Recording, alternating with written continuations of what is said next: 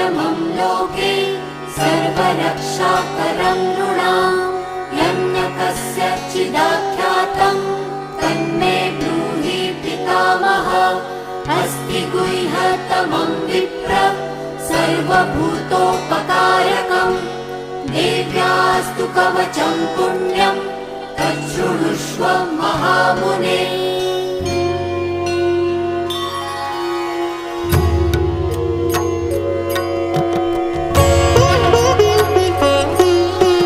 प्रथमं शैलपुत्री च द्वितीयं ब्रह्मचारिणी तृतीयं चन्द्रघण्टेति कूष्माण्डेति चतुर्थकं पञ्चमं स्कन्दमातेति षष्ठं कात्या